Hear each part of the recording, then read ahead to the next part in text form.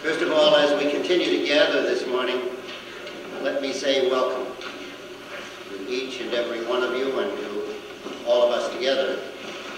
People are continuing to come in goodly numbers, and we'll try to get as many of us settled down before we begin the very special prelude that we have this morning. This is the weekend of Dr. Martin Luther King's birth anniversary. Although he was born on January 15th and would have been 58 years old if he had lived, been permitted to live until today. We do celebrate now in terms of a national holiday, and that means that it comes on a weekend. I suppose one of the most important things for us to think about is what is an appropriate celebration, a way of observing the birthday, the holiday around the birthday of a figure such as Martin Luther King. I'm sure he would not want the holiday to have been declared in his name solely for the purpose of giving people an extra day off so that they could, for example, go shopping or do something special like that. My guess is that the only way in which such a celebration would be meaningful to him would be to celebrate it in terms of the business which he left unfinished when he was assassinated.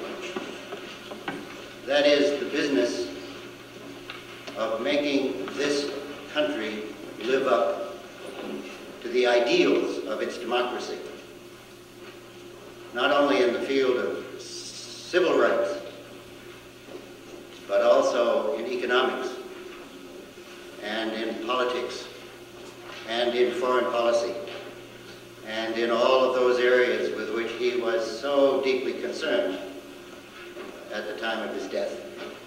It is something to note that there is a considerable difference in the black and white community ways of celebrating Martin Luther King's birthday. In the black community, great efforts are made to bring people together, to treat that holiday seriously in terms of the ideals for which Martin Luther King lived and died, to hold workshops and seminars, bring family groups together, children and young people. We have a long way to go before that will begin to be a reality in the white community. But at least we can make our small contribution to it here today. Now, if there are still people out there, children who'd like to come in, let's let them come in.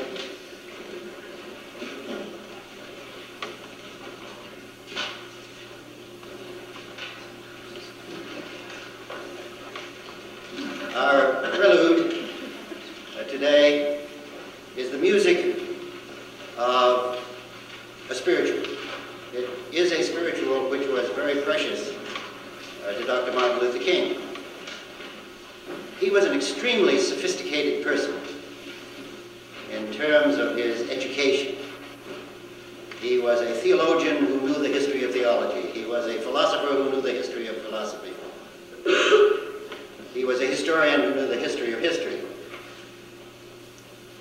But he was also a product of his culture, deeply committed to the black church, the ways in which the black church ministered to its people. He carried that with him in combination with his sophistication, almost worldliness, which he had. And these spirituals were part of that attachment to his roots, which gave him spiritual strength. This one is called Steal Away. I know most of you are familiar with it, but let me just read the words. Words which Martin Luther King must have sung and spoken to himself hundreds, perhaps thousands of times. Steal away, steal away, steal away to Jesus. Steal away home. I ain't got long to stay here. My Lord, he calls me. He calls me by the thunder. The trumpet sounds within my soul. I ain't got long to stay here. Let's be silent for just a moment, thinking about those words. And then listen to the music to which they are sung.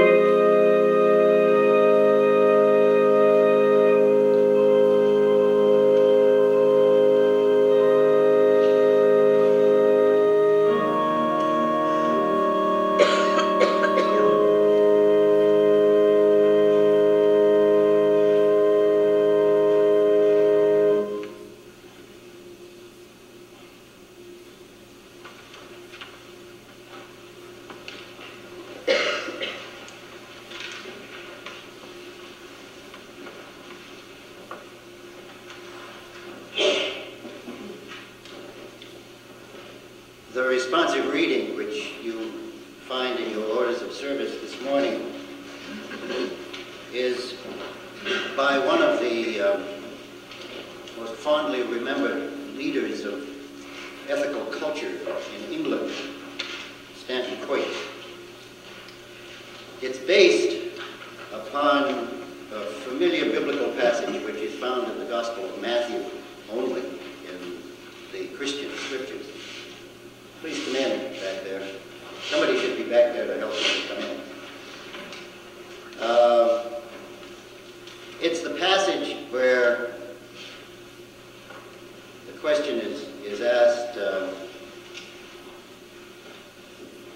we see you hungry? Or when did we see you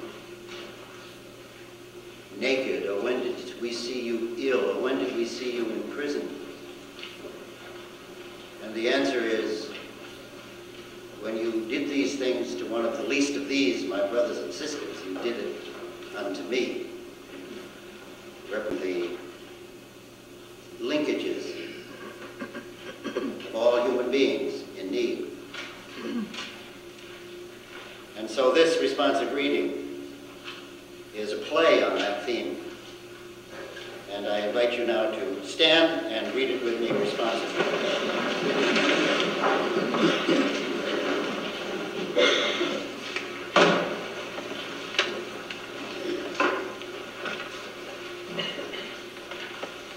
Be assured that if thou failest, none other, not nature, nor man, nor angel, nor creator, will render the service or bestow the love due from thee. According to thine opportunity, thou must be the strength of the weak, the refuge of sorrow. Thou must have compassion on those within thy reach who are worn with toil. Thou must defend and cherish the young. Bless and comfort the aged, welcome strangers who come thy way, comfort those who are distressed in mind, body, or estate. Extend thy mercy to the oppressed, and especially to those who suffer injustice or are persecuted for righteousness' sake. Thy strength of character, thou art to help in saving the vicious. And by the sweet mystery of love, it will be thy privilege to soothe into peace the spirit of the dying. All this thou must be and do. Thy deficiencies and imperfections offer no ground for exemption, for they will themselves be overcome and dissolved into the infinite work that waits for thee.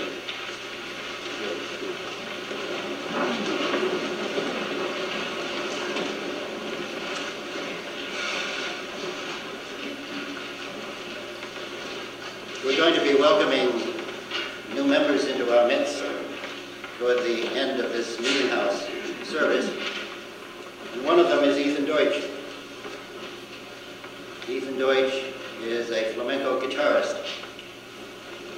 And he played here once before when I was out of town. I didn't hear him, and I regretted that deeply because I heard so many wonderful reports of those who had had the opportunity and the privilege of listening to his music. So I called Ethan, and I said, Ethan, I'm going to ask you something. I'm going to ask you to play something for us on Sunday morning that you, as a flamenco guitarist, would want to pick out and play as your tribute to the memory and honor of Dr. Martin Luther King. And so he thought about it for a few days, and then he called me up to tell me that what he wanted to play was a piece called Bronze Gitano, which means the Bronze Gypsy, by Sabicar, Ethan Deutsch. And he's going to tune his guitar, as every flamenco guitarist must do, before he plays.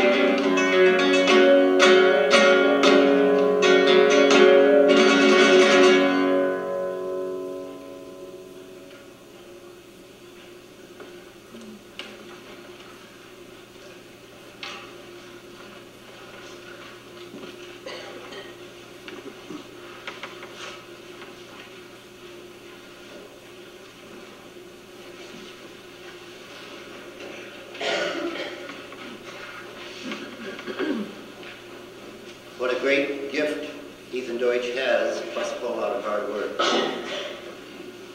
And what a magnificent gift to us this morning.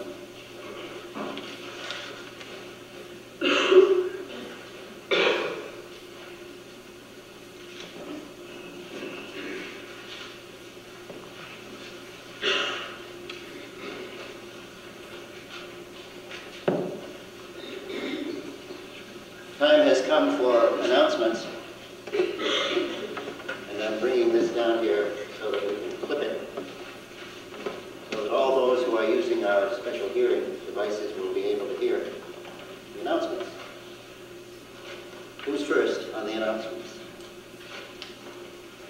Bill Priest. Bill Priest, Social Responsibility. There is a poll in here. One of these pages in your program is a poll that I would want your attention to. It's self-explanatory. The only other point I have is that there is a meeting next week after the service, and I want to remind people of that. Thank you. Barbara? I have hoped that I could begin the Feminist Theology Seminar, Cakes for the Queen of Heaven, a week from 9. But 3-person a group does not make. So I have commitments from 3 women, and we really need 6 to 8 to begin the seminar who are willing to commit for an 8-week period. I called at least 10 or 12 women yesterday, and for one reason or another, this is not either the right time or the right year. I will approach some of you during coffee hour, or if you would like to know more about the seminar from me, would you please let me know? I really do need to know today whether to order the materials and whether we can go ahead. And if not, you might tell me whether the spring would be a better time slot for you, or should this wait until next year? This is a new curriculum from the Unitarian Universalist Association, about which there is a great deal of excitement. Now, yes, Karen. I'm Karen Frederick, and I'm coordinating the children's snacks on Sunday morning. You only have 20 chances the rest of the year to sign up to provide juice and snacks for the kids. And I'm going to stand right here after church, and then I'm going to pass this around the discussion, hoping that you will regard this as an intergenerational opportunity. You're welcome, whether you're Christian or not, to contribute to our religious community in this fashion. Thank you, Karen. David? Dave Packer from the Addition Committee. There will be a meeting of the Addition Committee tomorrow night at 8 o'clock here at the church. So if you want to, and we invite anybody who's interested in this project to attend. The project is moving ahead very successfully. So if you want to hear about it or participate in the discussion, it's tomorrow night, 8 o'clock in the church. We can almost see it, right? Not quite. In our imagination. No other announcements? How about introductions of people who are visiting with us this morning, maybe here for the first time? Yes. I'm Carol Mueller. This is my friend Ann England, who's visiting from Ohio. Anne from Ohio. Warm welcome to you. We'll see you all the time afterwards. Brought 3 friends from Acton with me. Cornelia, Clyde, and Karen. Cornelia, Clyde, and Karen. I'm Clyde. Hi, Clyde. See you at coffee also. Yes.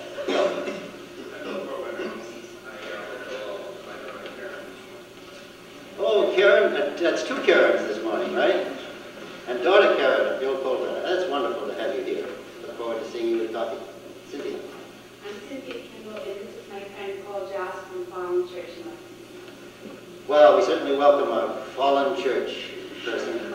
That's one of our great UU churches in our own neighborhood here. Thanks for being with us. Yes, June. I'm June Carey, and I've got my son here from Toledo, Ohio. So this is and Lauren. Welcome, Lauren.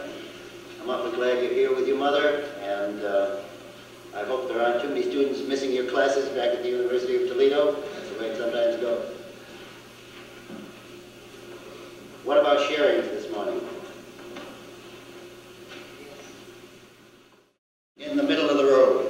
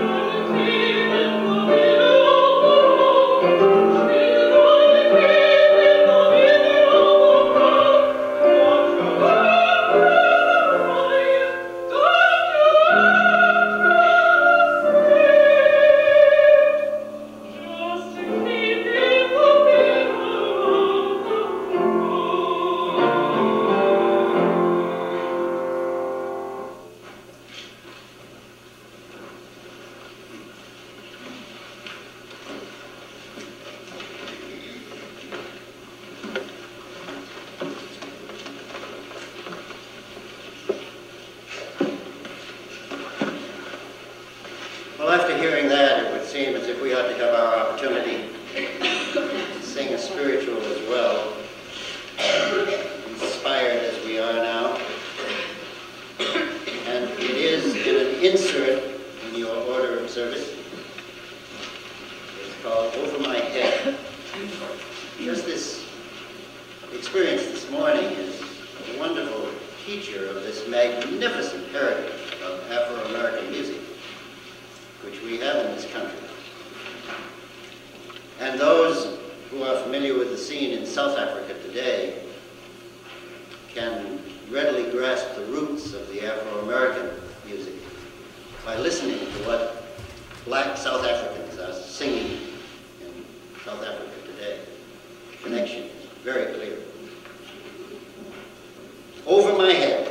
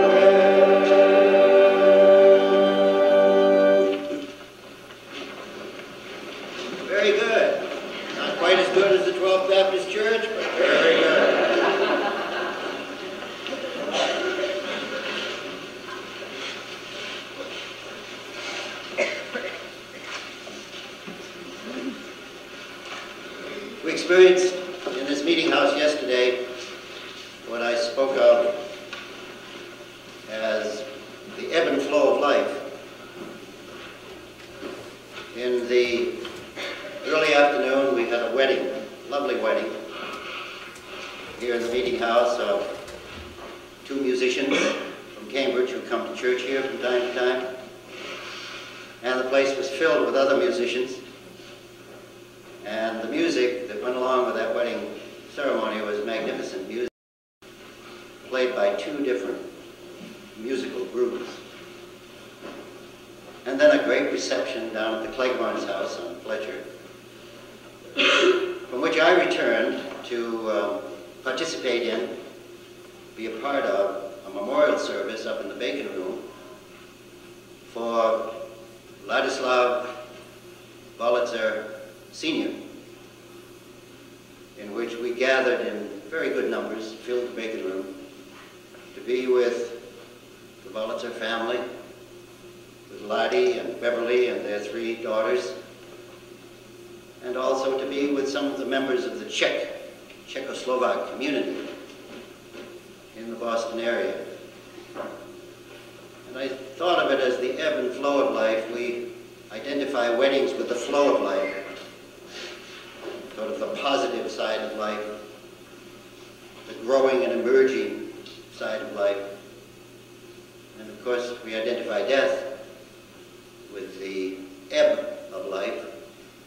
It's very easy for us, very natural for us, to want to think mostly about the flow events of life and not to think, unless we absolutely have to, about the ebb events of life. But the fact of the matter is that the one is impossible without the other, and that the two go inevitably together, hand in hand, as the heart and soul of life itself.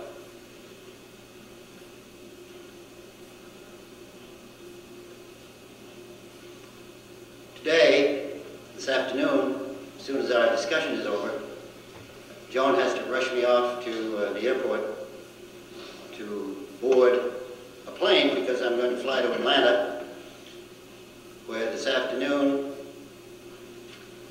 actually this evening, I'm sorry, this evening at about 7:30, I think it is, I'm scheduled to deliver what's called the Picket Lecture, sponsored by the Unitarian Universalist congregation of Atlanta.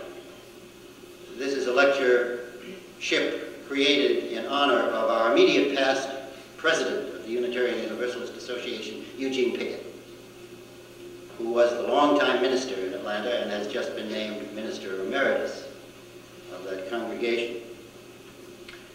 The theme of the Pickett Lectureship is, in general, how to help make our Unitarian Universalist movement truly more diverse in its constituency. How to make it more inclusive of more differences among people in color, in ethnic origin, in language, culture, in any number of ways that we do not find represented in overwhelmingly most of our congregations. And so, what I decided that I would try to do in Atlanta, and I'll share with you these themes, although you're not going to get the full lecture. I don't even know yet what the full lecture is going to be. But the three themes that I am definitely going to try to weave together tonight are, first of all, the theme of Martin Luther King himself, and then what he had to say about love and power, and how he got to that point of belief and conviction about love and power. I'm going to weave that in with the Unitarian Universalist dilemma and, of course, challenge in this area of genuine pluralism and inclusiveness and diversification and growth in numbers as well as in spirit.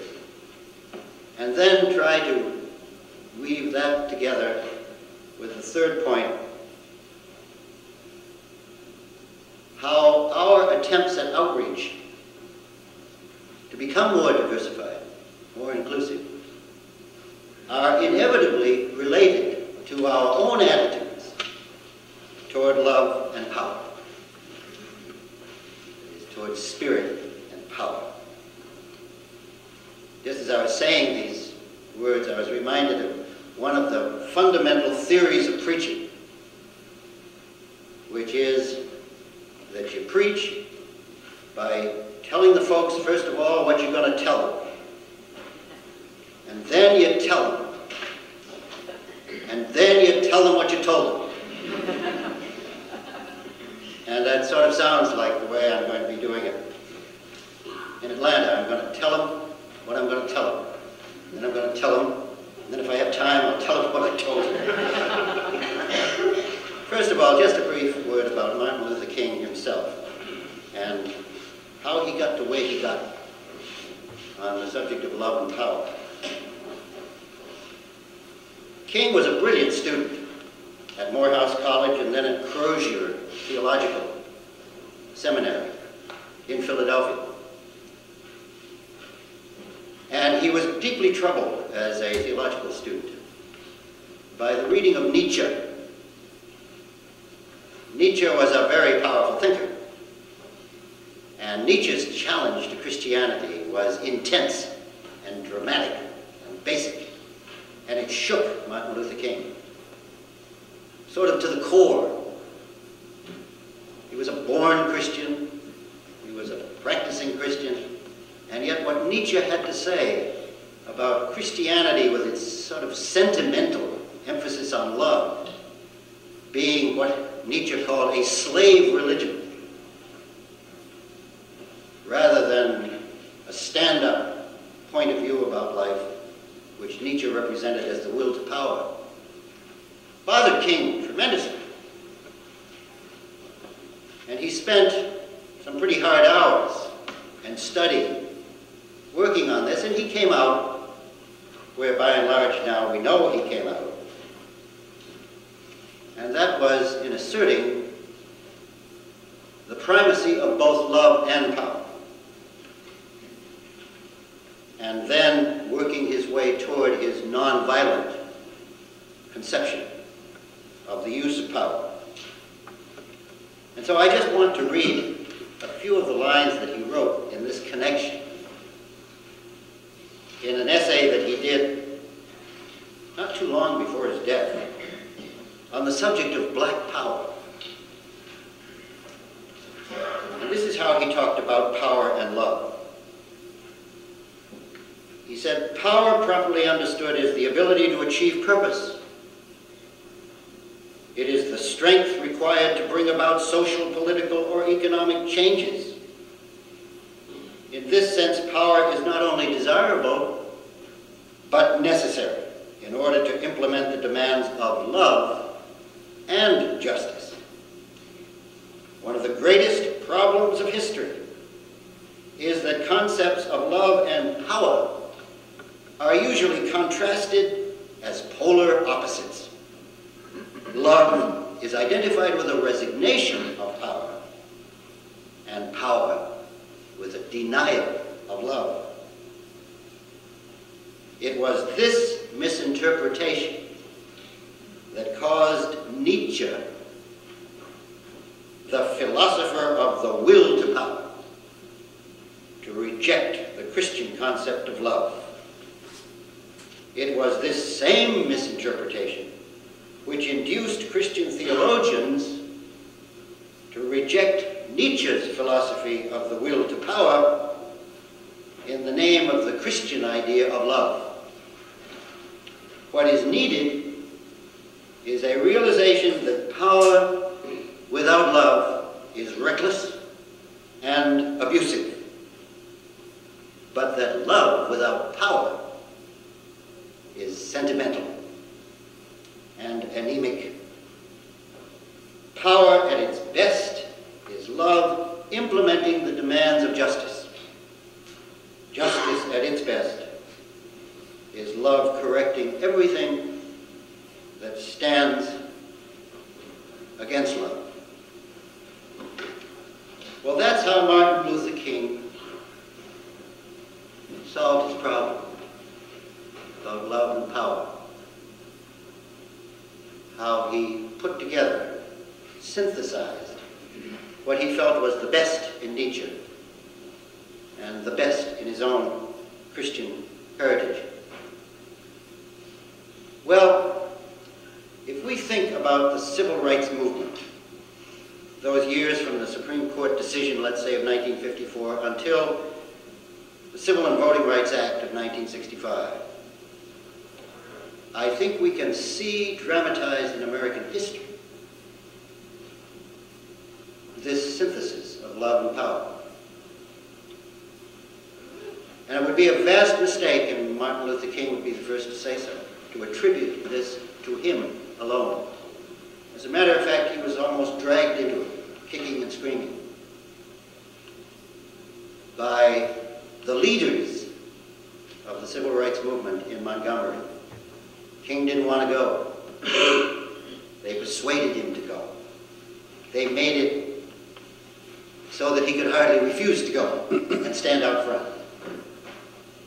The point of that is that there were hundreds and thousands of leaders of the civil rights movement. Nobody knew that better than Martin Luther King. And most of their names we don't know and will never know. But to get some feeling for that, I hope that all of you and many people that you'll speak to will begin this coming Wednesday night to watch on Channel 2, WGBH, the 6 weekly Wednesday night series beginning at 9 p.m., each program an hour in length, on the civil rights years, Eyes on the Prize. There's a poster hanging there about it. It's something I've had the privilege of serving, modestly serving, as an advisor and historian and consultant through these years that it's been made. It's a magnificent bringing together of the persons in their own time, the hundreds and thousands of them, who led the civil rights movement, who went along with Martin Luther King and respected and revered the public drama that he provided for that movement, but who were themselves, in every case, leaders and sufferers, and lives were lost. Well, this series, which brings together footage, the incredible footage that might otherwise have been lost about that era, and then interviews with the people as they now see that period and their participation in it. This series is one of the most unique examples of history through the medium of television that we have yet to produce in our society. So don't miss it. I'll be watching it in Key West, where I have to go for some meetings after Atlanta. And I'll be thinking of all of you watching it back here. It's going to be shown on every single public television station across the continent for these 6 weeks. Well, so much for Martin Luther King, the movement that he led, and his feelings about power. How does that relate to our dilemma as Unitarian Universalists? Look at us. Here we sit, all of us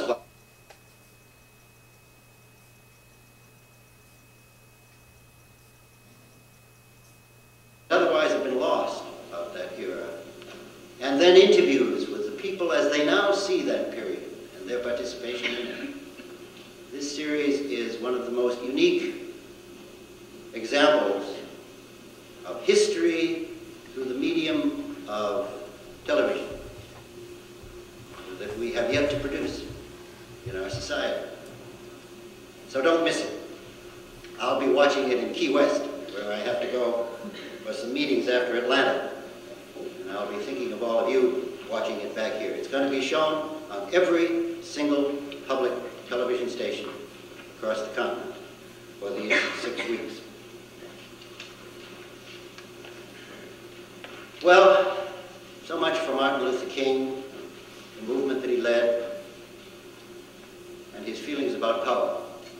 How does that relate to our dilemma as Unitarian Universalists? Look at us. Here we sit, all of us white,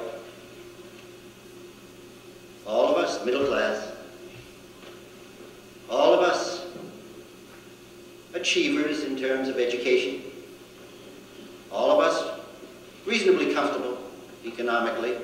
There are variations there, but no one's homeless in this congregation. No one's going hungry. No one's without raiment.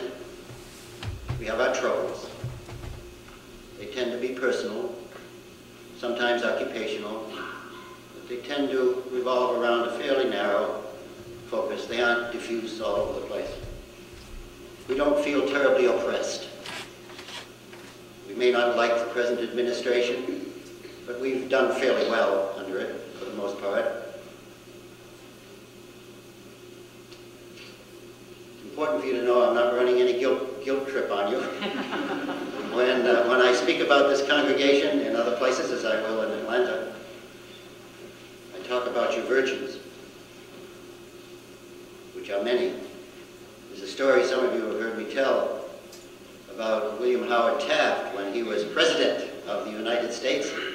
He was one of our Unitarian Universalist presidents, along with Millard Fillmore and a few others.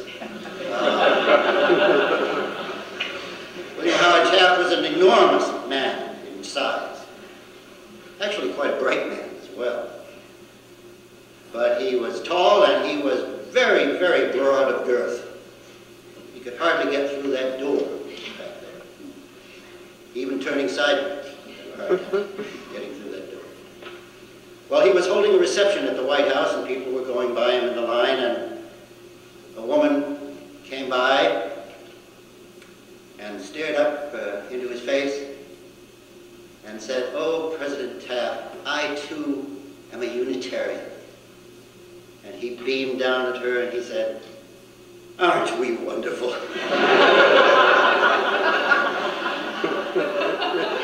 And as a matter of fact, we are. I mean, take the human spectrum all the way across, and we're pretty wonderful in so many ways. But we have a tremendous dilemma about this business of growth and diversification. We'd like to grow in numbers. We'd like so much to have dozens and dozens of people joining us. I think we'd like that. I'm not sure. Some of us might get pretty shaky about all those new faces. But we really think it would be good if we had more influence, more impact. And yet, we really don't know what to do about this diversification business. We have pluralism with respect to our theologies. We aren't all alike in theology. Some of us believe in God, some of us don't believe in God, some of us aren't sure about God. We have different views of Jesus, we have different views of prayer, we have different views of immortality. We have a great many differences. We have pluralism of that kind. And we encourage it, we respect it, we learn from it, we grow from it.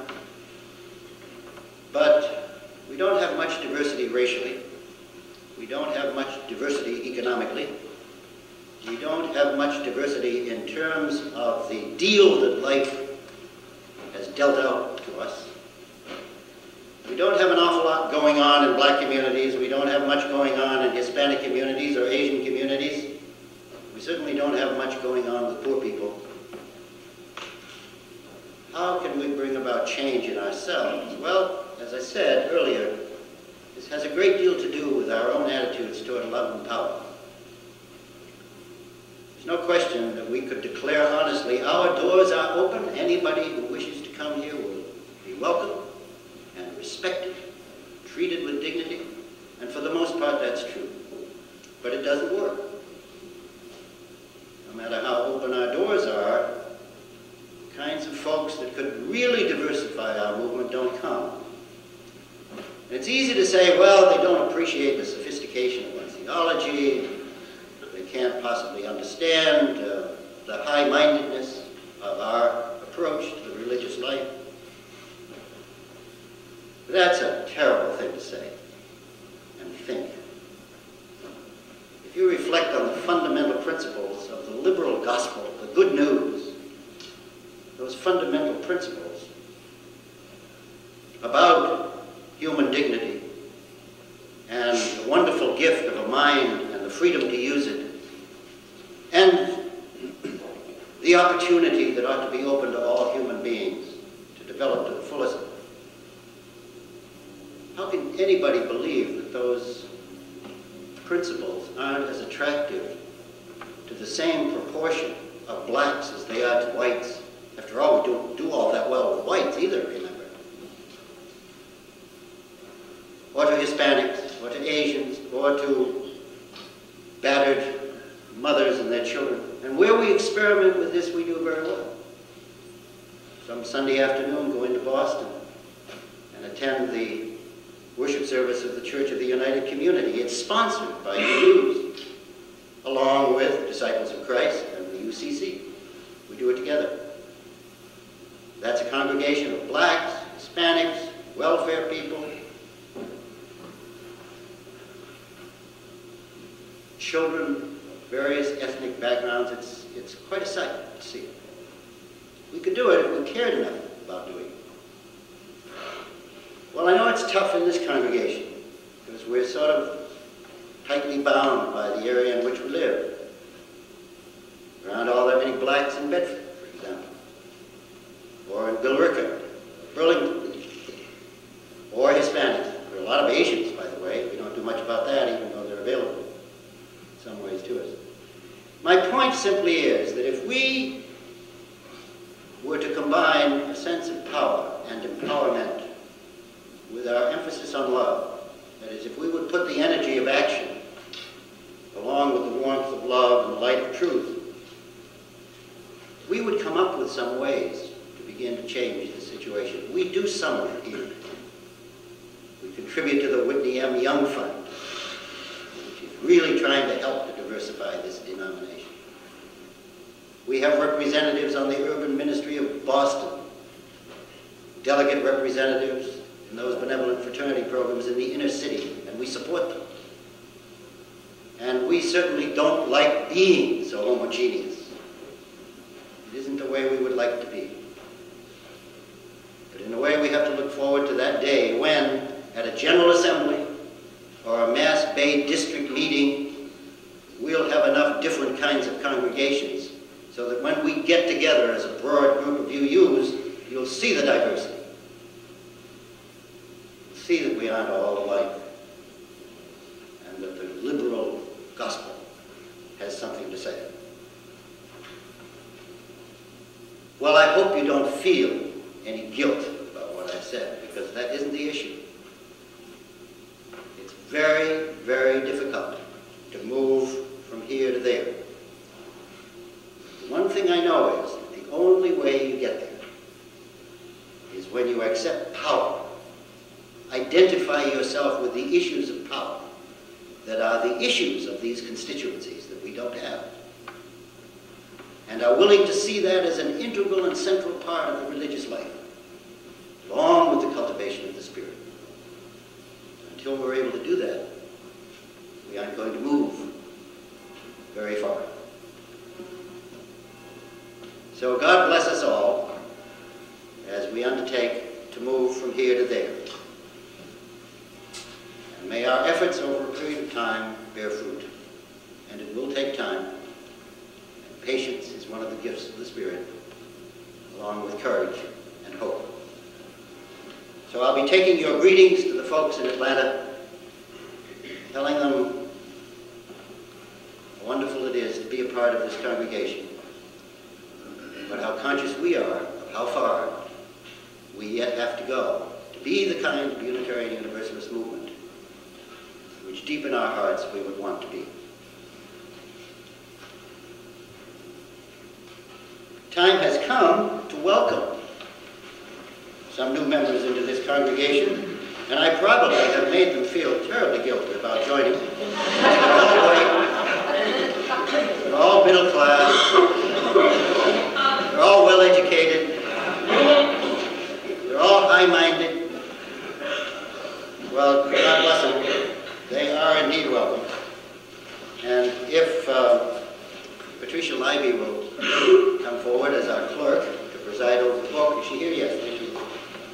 And Meredith McCulloch chairs our Parish Committee, and the co-chairs of the Membership Committee, who are Bill Colbrenner and Elsie Perry. And we'll open this book to the appropriate page. And I, in turn, am inviting those of you who wish to sign the book today now to step forward to that part of the podium.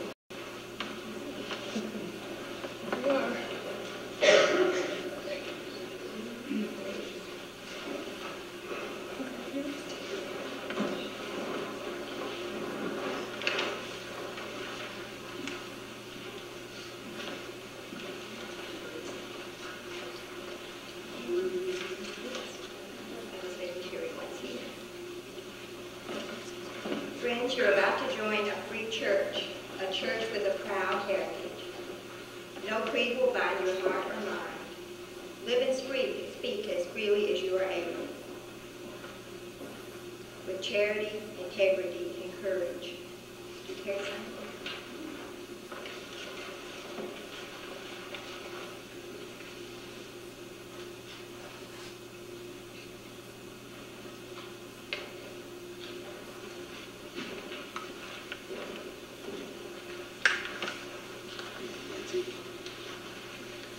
Nancy here.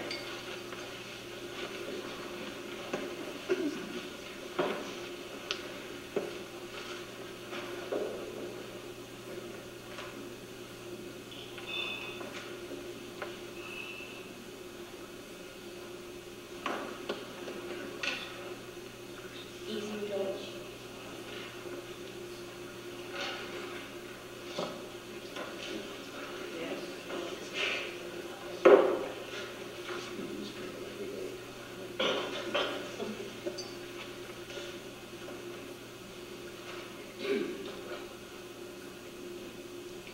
Marilyn Pace.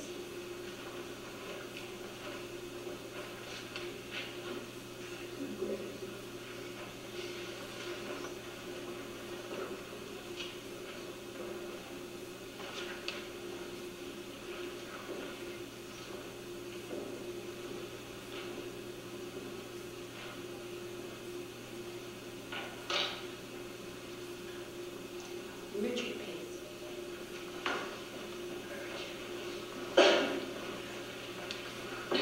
Would you all join me?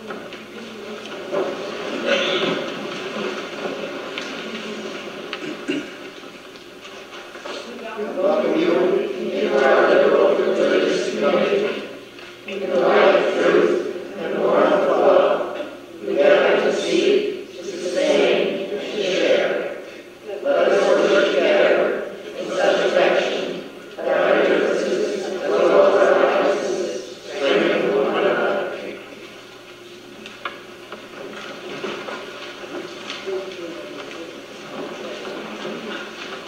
I'm going to invite before bringing them back some of the final be greeted by them. We're going to sing hymn number 257 in the Green Book together, Faith of the Free. Our new members are going to join me in the back of the church so that they can join the reception line and be greeted by all of you. 257.